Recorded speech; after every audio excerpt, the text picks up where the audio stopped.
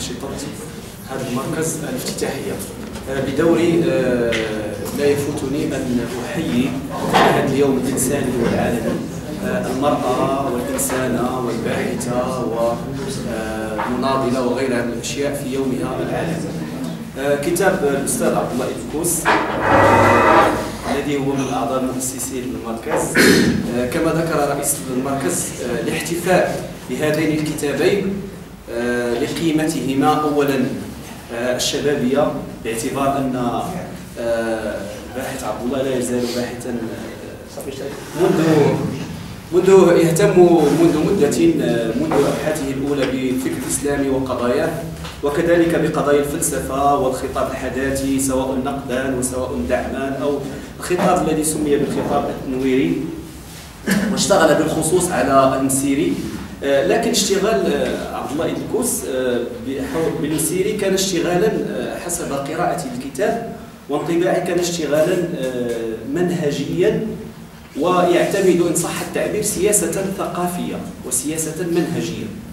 لم تحاول أن تركز على مضامين المسيري في حد ذاتها أو شخص المسيري كقامة علمية أو كقيمة إضافية في المنتج المعرفي، وإنما اشتغل وركز على الخلفيات المؤطرة لفكر المسيري. لهذا ستجدون حينما ستطلعون على الكتاب على أن نسبة 80% إلى 90% من الكتاب كانت اشتغالا على المدارس النقدية والآليات المنهجية وما اعتمده المسيري من فلسفات للعلوم في إنجاز ما أنجزه، سواء حين اهتمامه بالمفاهيم كالعلمانية أو العلمانية، وكذلك اهتمامه بالمفاهيم التي نحتها الجماعات الوظيفية، وكذلك الرؤية للعالم، وكذلك التشيع والتغريب أو التشييع، وكذلك مفاهيم الإنسان غيرها من الأشياء الأخرى.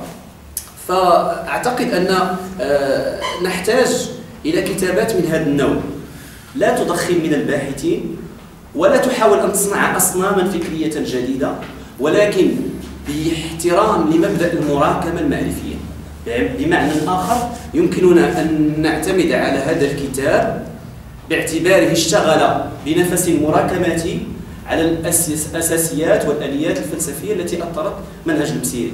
بمعنى كما أن المسيري اعتمد هذه الآليات الفلسفية في تجاوز ما اعتمده هو أيضا من علوم، فأسس لمبدأ أو لمفهومه التحيز في العلوم الغربية وتجاوزها وأدخل منظومة الفكر الإسلامي حينما تحدث عن الرؤية الخاصة للفكر الإسلامي، رؤيته للعالم، أي رؤية الفكر الإسلامي للعالم، الرؤية الثاوية فيه، حينما تحدث عن الثنائيات الفضفاضة، الله والإنسان، الدنيا والآخرة وغيرها من الأشياء التي يمكن أن تحقق إضافة نوعية لما اعتبره تحيزا في الحضارة الغربية أو في الخطاب الحداثي الغربي. إذا هذا المستوى الأول الذي كان لابد أن أذكر به في اشتغال الأستاذ عبد الله إلكوس على المسيري. المستوى التالي وهو الأعمق هو في المنهجية التي حاول أن يسلط عليها الضوء عند عبد الوهاب المسيري. كما ذكرت لكم، عبد الوهاب المسيري مهجوس بفلسفة العلوم، لهذا فحديثه عن ماكس فيبر أو عن رواد مدرسة فرانكفورت تجده دائما يتحدث عن مفاهيم مثل مفهوم التجاوز، مفهوم الإنسان أو الحداثة التي آلت إلى النهايات المادية التي سدت ذلك الأفق الذي يمكن أن نسمه بالسيولة إن صح التعبير.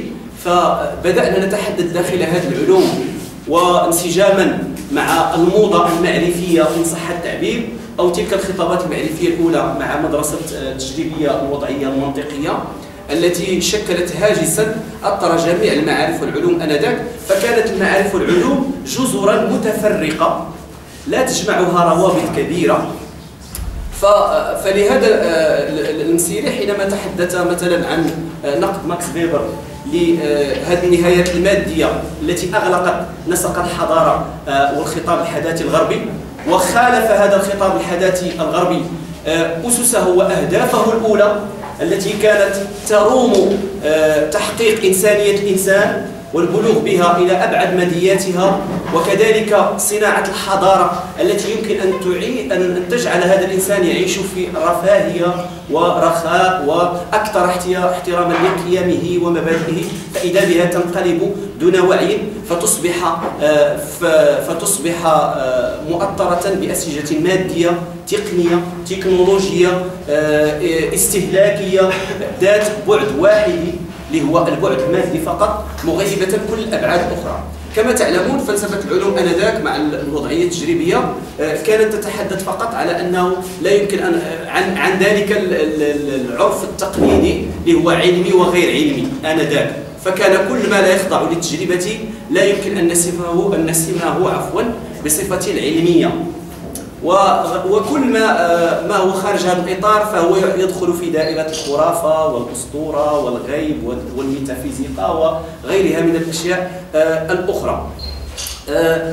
هذا مستوى آخر مثلا تحدث عنه المسيري ووظفه هو استحضاره لبعد الذات، بعد الذات العارفة والذات المدركة في تركيبية إنتاج المعرفة. لهذا لم نعد نتحدث فقط عن الوصف والاستقراء والاستقصاء في البحث للموضوع بشكل منعزل عنه، فقط نسلط الضوء على هذا موضوع الدرس أو هذا الموضوع الذي سنشتغل فيه داخل العلوم، ونخرج النتائج والخلاصات التي ستكون جافة ومادية ونهائية وحتمية. إذا المسيري سيراعي تلك التغيرات بذكاء شديد كما رعاها الباحث عبد الله إدريس في وصفه في إمساكه بهذه التغيرات التي كما يسميها بعض اللسانيون بتلك المغايرة الأكثر حسما.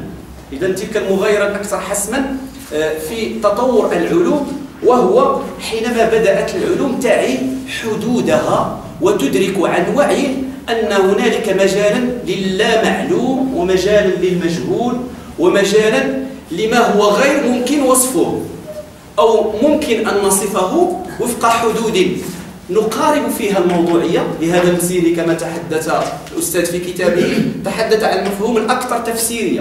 الموضوعية عرفها بأنها الأكثر تفسيرية، بمعنى أنها ليست تلك المحايدة التامة وليست ذلك الادعاء بعدم التحيز التقليدي، وإنما هي الأكثر تفسيرية بمعنى الأقرب إلى ما يمكن أن تختلط فيه المعاني الذاتية والرؤية الخاصة للعالم والثقافة والبيئة وغيرها من الأمور الأخرى، وتختلط أيضا مع البعد الآخر اللي هو المادي التجريبي في اشتغال تركيبي.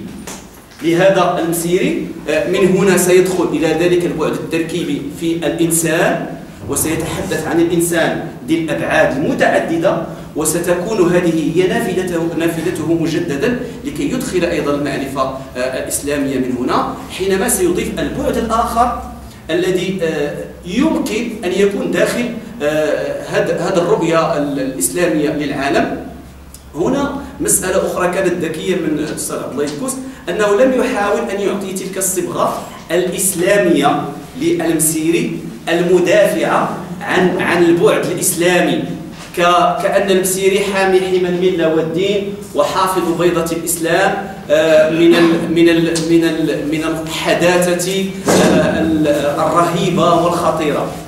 ستحسون بأن قراءة الأستاذ عبد الله إدريس للمسيري لم تكن تلك القراءة الإيديولوجية التي حاولت أن تصب هذه الخلاصات المعرفية أو منهجية المسيري في اتجاه الإيديولوجي المقابل لحضارة أو خطاب آخر، بالعكس، وإنما حاولت أن تخدم الحداثة بأن تتأسس ولنا كامل الحق في ذلك على أسس معرفية أخرى. إذن هذه محاولات سريعة فقط لأن الوقت لا يسعني أن أمسك فقط ببعض النقاط التي أراها منهجية ومهمة. سأضيف فقط نقطة وأختم. هنا عبارة لابد أن أستحضرها للمسيري، وهي التي سيقول فيها أن الإنسان هو ذلك المسؤول والمستقل الذي لا يذوب في الكل، وهو ليس الكل وليس الإله. إذا الإنسان هو تلك النهاية، ولكن في نفس الوقت تلك النهاية المدركة لحدودها والمدركة لأنها لا بد أن تتركب مع معطيات أخرى كالطبيعة وكالغيب. ومسألة أخرى لا بد أن أضيفها هو اشتغال المسيري على الصهيونية. إذا معايير الهيمنة التي كانت مستبطنة، وبتعبير ميشيل فوكو السلطة التي كانت كامنة في الخطاب الحداثي، حاول من خلالها ومن خلال الاشتغال على نقدها المسيري أن يمر إلى موضوعه الأساس واشتغاله العمري الأساس اللي هو الصهيونية، حينما حاول أن يفككها كمفهوم معرفي. وأشكركم مجددا. نعم، شكرا للأستاذ عبد الله الداري على مناقشته. سبب بسيط لأنني أستاذ عبد الله الداري يعني أفاض وبين يعني القضايا الأساسية والجوهرية للاشتغال في هذا الكتاب الذي كما قلت سابقا هو بعنوان في نقد الخطاب الحداثي عبد الوهاب المسيري ومنهجية النماذج. طبعا الالتفاتة التي التفت إليها صديق الأستاذ عبد الله الداري في البداية هو حول طبيعة الاشتغال نفسه.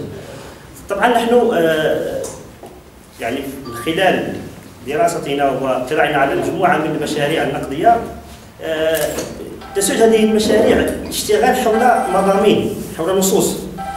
طبعا هذا الاشتغال هو صحيح يفيد في الاستيعاب، ولكنه احيانا لا يؤدي الوظيفه الاساسيه. لذلك انا اخترت طريقا اخر، بدل ان اشتغل على مضامين مشروع موسوعي كدكتور عبد الوهاب المسيري، اتجهت الى اكثر الطرق نجاعه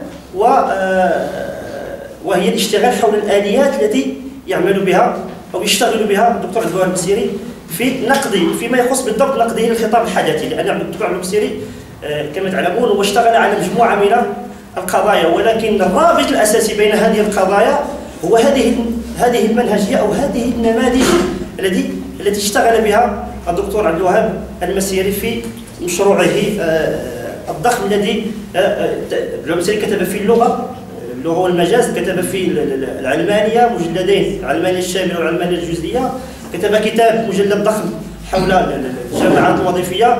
مشروعه الأساسي موسوعة اليهود واليهودية والصهيونية مشروع ضخم جدا في مجموعة من المجلدات. أيضا يعني تعلمون هذه العناوين كثيرة. طبعا الجلوس الاشتغال على هذه النصوص بشكل مضموني طبعا لن يسعف، ثم إنه لن أنتج أكثر مما أنتجه صاحب المشروع نفسه. طيب فيما يخص إشكالية الكتاب كما أشرت سابقا، أنني اشتغلت على تيمة الحداثة عند الدكتور عبد الوهاب المسيري وحول الآليات النقدية. الخلاصة الأساسية التي استخلصتها وهي ليست عيبا هو أن الدكتور عبد الوهاب المسيري نفسه في كثير من خلاصاته أو كثير من اشتغاله لم يخرج عن الإطار النقدي الذي مارسه الغرب نفسه.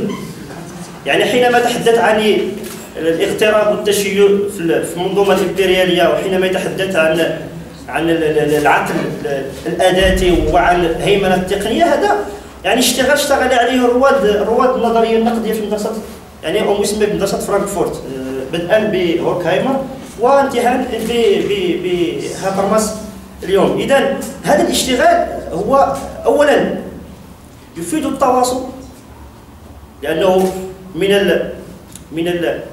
الأمور التي راح ضحيتها الدكتور عبد المسيري، وليس فقط الدكتور عبد المسيري وإنما مجموعة من المفكرين، هو عملية التوظيف الإيديولوجي في تزكية الذات وشيطنة الآخر. اليوم نجد مجموعة من الكتابات محسوبة على التيارات ربما الإيديولوجية المحافظة تحاول أن توظف عبد المسيري باعتباره العدو اللدود للحضارة الغربية، في حين أن الأمر ليس كذلك. صحيح عبد المسيري ناقد للحضارة الغربية، ولكنه استفاد من الموجز المعرفي للحضارة الغربية، فهو انتقل من الأدب الإنجليزي إلى الدراسات السوسيولوجية والدراسات الاجتماعية بآليات جزء كبير منها موجود داخل النسق الغربي نفسه. ولذلك أنا أعجبني كثيرا حين دراسة للدكتور سعيد شبار كتب دراسة هي بعنوان التحيز في العلوم الإسلامية. لماذا هذه الدراسة كتبها الأستاذ؟ لأنه رأى أن هناك توظيف للدكتور عبد الوهاب المسيري في موسوعته التحيز في نقد هذا الموجز المعرفي، ولكنه هذه الآليات يمكن أن تنتقل من آليات في نقد الحضارة الغربية إلى آليات في نقد الفكر الإسلامي نفسه. صح عبد الوهاب المسيري لم يشتغل هذا الاشتغال بشكل قوي، ولكن في أواخر يعني حياته، سأنهي بهذه الفكرة، بدأ ينتقل إلى أفق جديد وهو الذي سماه بالهيومانية الإسلامية.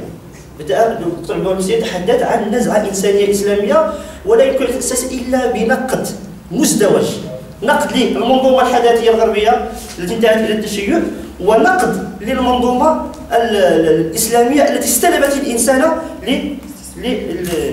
اكتفي ب نعم. استسمح الاستاذ الباحث عبد الله إدلكوس